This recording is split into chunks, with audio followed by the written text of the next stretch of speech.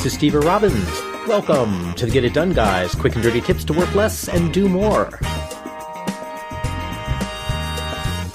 Check out some new audiobooks from Macmillan Audio to help you light the fire and start your year off right. Bernice loves her smartphone. Europa loves her smartphone. Melvin loves his smartphone. Thomas loves his smartphone. And I love my smartphone. Smartphones may actually be more popular than Kim Kardashian. Who'd have thought? But, unlike Kim, smartphones have become essential to life as we know it. Recently, my iPhone speaker broke. I dropped it at the Apple Store for repairs and discovered, much to my horror, that my entire life screeched to a halt. After exiting the store, I didn't even know which way to turn. The map to my next meeting was on my smartphone. I couldn't even call Bernice for directions because even if payphones still existed, which they don't, I don't know her number. The last time I memorized a phone number, there were only 150 Pokemon. Most ironically, the Genius Bar notifies you that your repairs are done by sending you an email. If the device being repaired is the one that you use to read mail, like my iPhone is for me, then you're out of luck. It really makes one wonder how they define the word genius. If smartphones are so central to our lives, it's time to get smart about buying and caring for them. Get a clue. And by that, I mean a productivity tool. Melvin compares smartphones as if he were placing an online personal ad. Mine has more pixels. Mine is faster than yours. My screen is bigger than your screen. Sadly, Melvin, I hate to break it to you, but it's not how big it is, it's what you do with it. If you're making your phone decisions based on the hardware specifications, that means you don't actually do enough with it to justify buying a smartphone at all.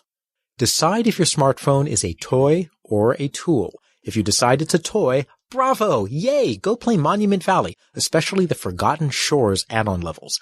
But if you think of it as a productivity tool, then choose your phone based on its capabilities. 1. What software does it run? Choose a smartphone that has software that is robust, secure, and integrates with your own personal workflow, including any apps that you may use on your desktop or on the web. 2. What support is available if things break? When my phone got damaged, it was like hitting a brick wall in my business until I got it back. Saving on a smartphone today, only to lose lots of work if it breaks, is a bad choice. 3. Can you configure it to back up automatically, so if something bad does happen, you can recover? When someone says, I had to replace my phone, so please resend me your information, they're telling you that they trusted their entire life to a device without understanding the need to back it up. Don't make that mistake. My phone is an iPhone. It integrates with all of my desktop and web applications.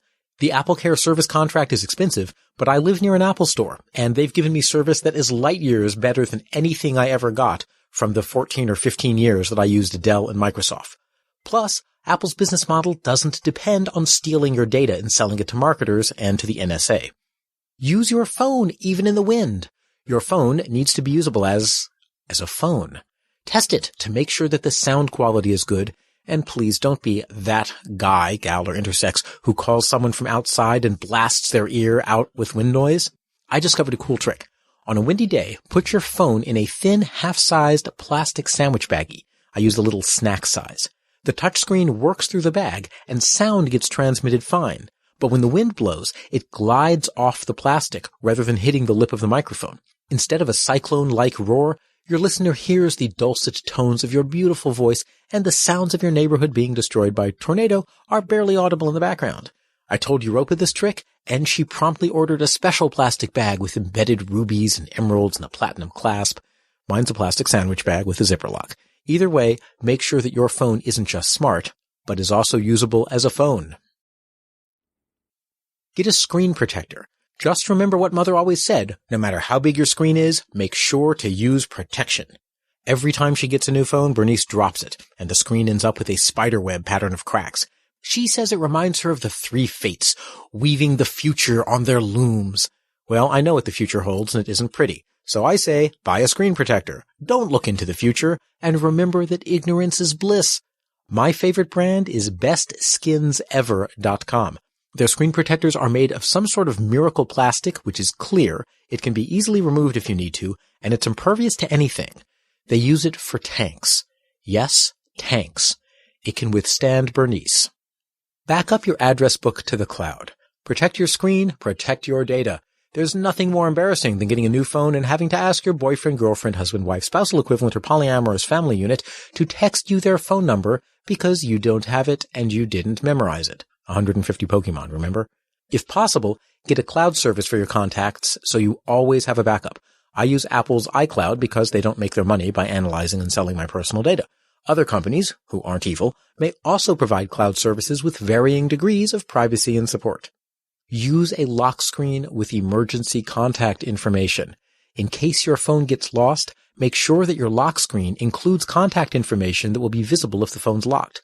I made my lock screen wallpaper with the iPhone app Over or Swipe, which lets me add text to a picture. I include a friend's phone number and an emergency email address so the Good Samaritan who finds the phone can easily contact me to return it. Your smartphone is your friend. Probably your only friend, since who spends time with real people anymore? So, you have to treat your only friend right.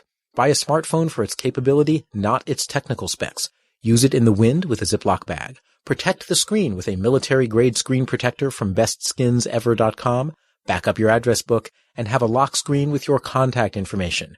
Your smartphone is the center of your life. Treat it with respect. I'm Steve Robbins. Follow Get It Done Guy on Twitter and Facebook, and if you're an entrepreneur, self-employed, or otherwise need to control your own time, Get It Done groups can help you start finishing what's important and developing the habits you need to be hyper-productive. Learn more at getitdonegroups.com. We are celebrating 300 million downloads here at Quick and Dirty Tips, and we want to hear from you. Leave me a message at 929-356-4583, which spells wax elm glue, and let me know why you love Get It Done Guy. Your recording may be used in a future episode. That's wax elm glue, 929-356-4583. Looking forward to hearing from you. Work less, do more, and have a great life.